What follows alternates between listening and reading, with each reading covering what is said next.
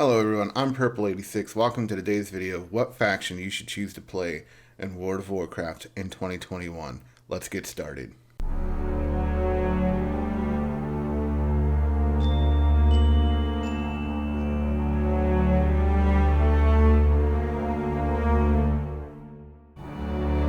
So the first thing you should consider, WoW is an MMO game. That means there's a lot of people playing. Right now it's estimated about 2 million or so people, which is pretty low for WoW, but that's still a lot of people, right?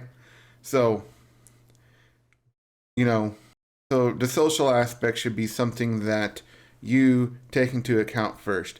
Also with this video, just know everyone's going to have different tastes. We're going to try to address some of the major tastes here, but what works for one may not work for another. So if you have friends who play or you have friends who are interested in playing, play with them. As the way the game works now, there's not a huge difference between the factions. It's almost purely aesthetic. There's some characters that are one or the other, but the game is coming together in a way that it hasn't ever really before. So picking a faction that your friends play, that you can have a good time with, that's going to make or break your game. Just throwing that out there. It doesn't matter really which faction you choose, as long as you have good social connections, either with friends that you already have or people that you plan to play with or make friends with down the line, depending on your taste. And that's what we'll get into today. One thing before we begin that you should consider, both factions have high density servers and low density servers. So some even high population servers will be really one-sided to one faction, either Alliance or Horde, and some will be very low density for Alliance or Horde.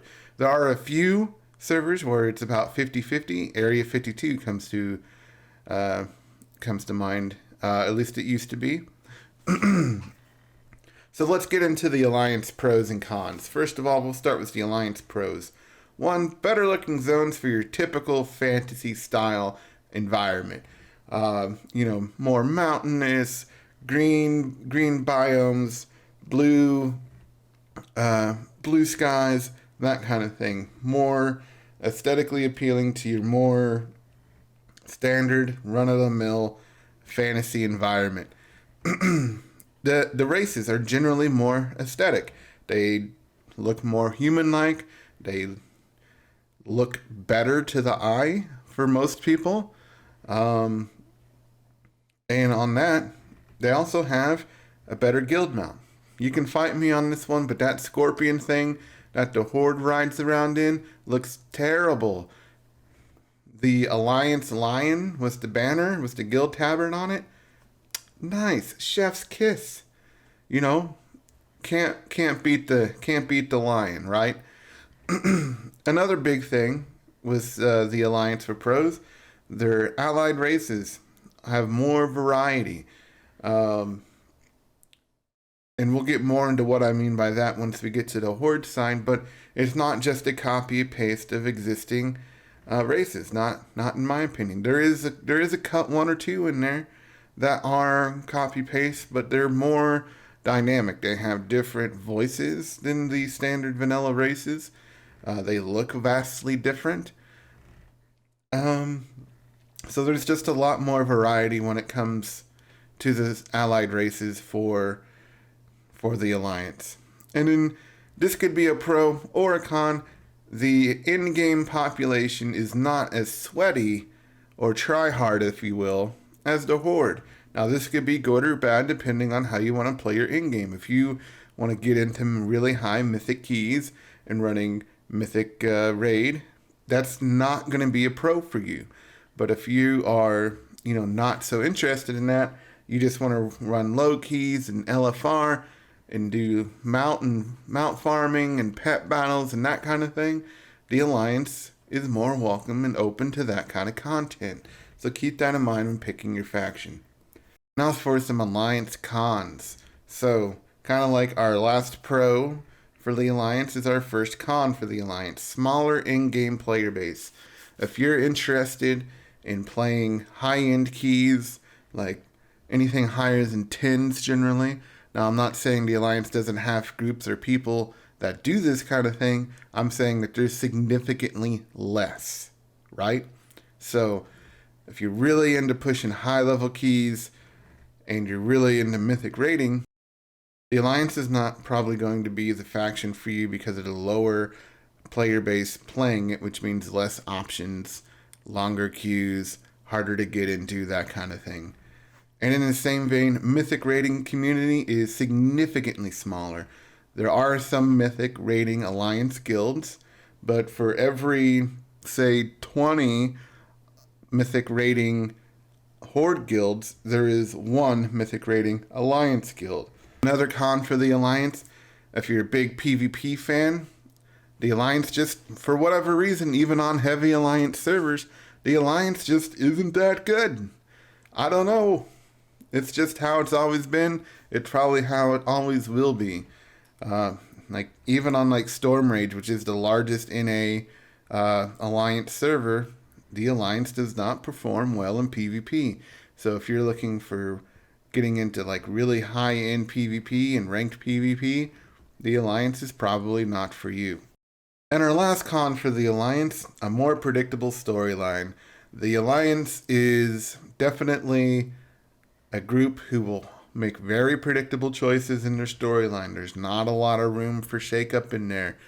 The biggest twist that I can remember in recent times is the thing with the Night Elves walking out at the end of BFA being like, this isn't over.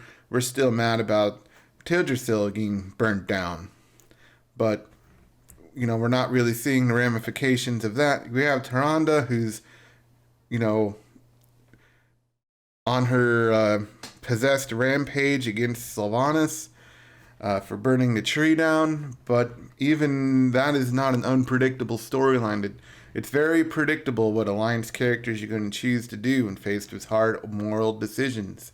They're very straight and narrow. They're very, this is the only way kind of like faction. So not a lot of shakeup involved in that. So if you really like, unpredictability and you like drama in your storylines, the Alliance isn't going to give that to you. It's just the way that it is. So now let's talk about the Horde, and we'll start with our Horde pros. First of all, this might be a pro to some and a con to others. You have that more rugged aesthetic. People don't look nice. They look like it's been thrown together, slapped some stuff on kind of thing.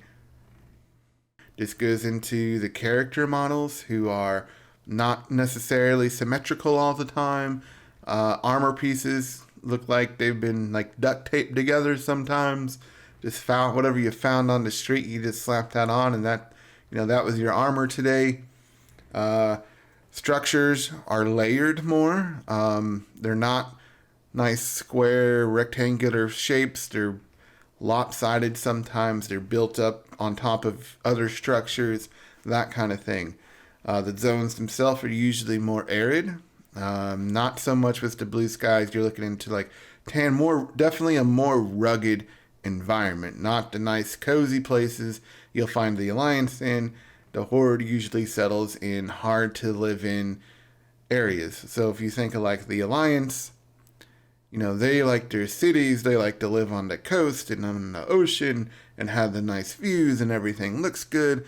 The Horde has settled in the middle of the desert with nothing around them and nothing to sustain them except their will to survive. A lot of faction pride.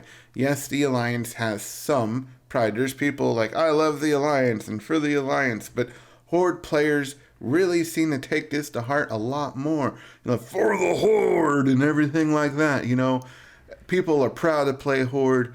They want to display it. They show the Horde banners, all that stuff. A lot of faction pride in game and out of game when it comes to the Horde community.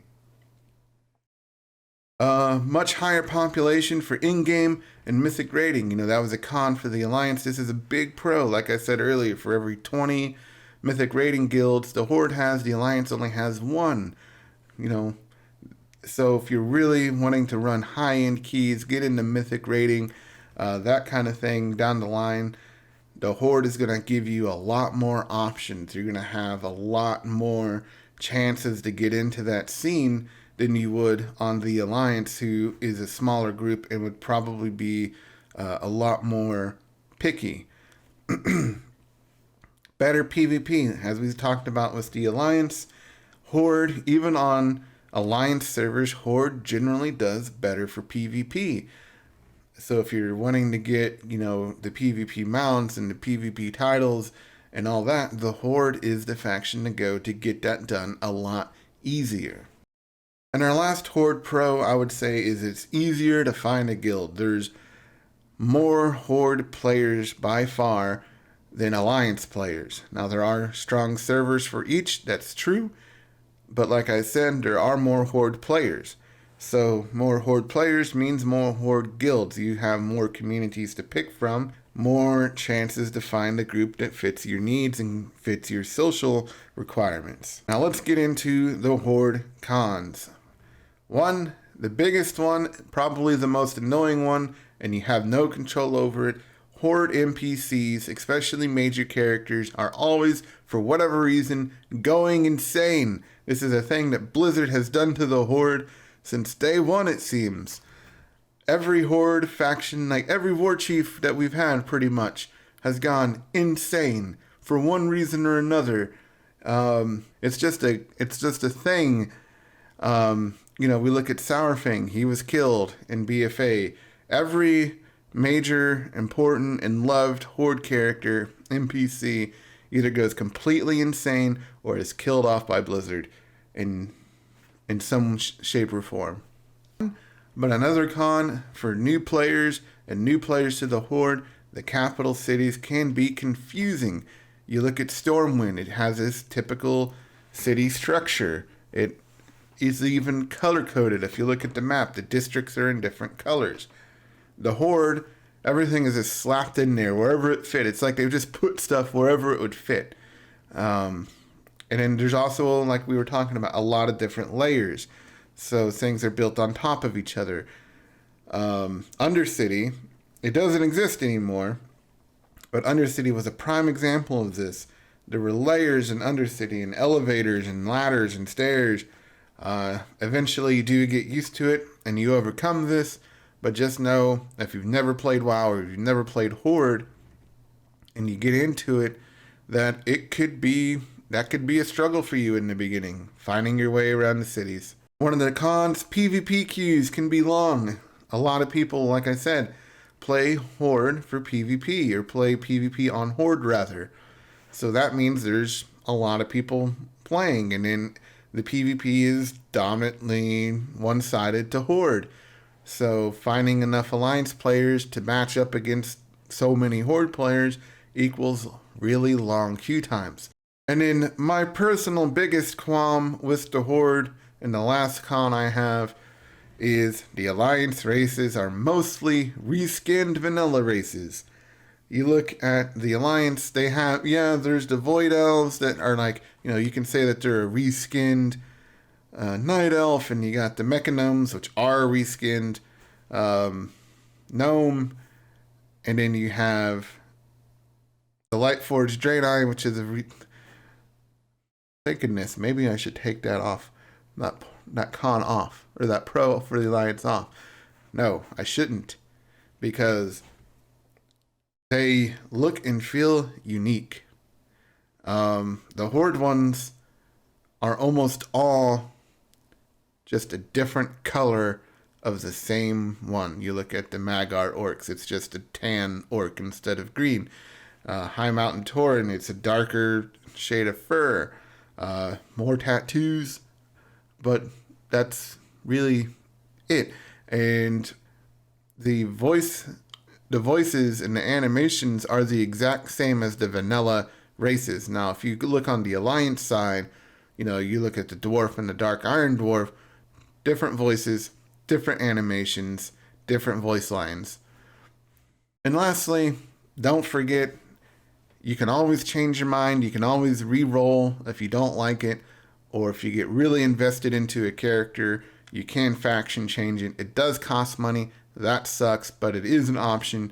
But the point is that you're not married to it. If you're unsure, try both, make a character in both, play it at the level 40 or 50, see what the community is like for you and how you meld and how you like it. So that's the video today, guys, on what faction you should play in World of Warcraft 2021. Hope you enjoyed it. Don't forget to like the video. Don't forget to subscribe to the channel and comment below. What faction do you prefer to play? What advice do you have for people that are on the fence on what faction to play? What's your favorite faction? Let me know. Otherwise, hope you enjoyed the video. Have a great day.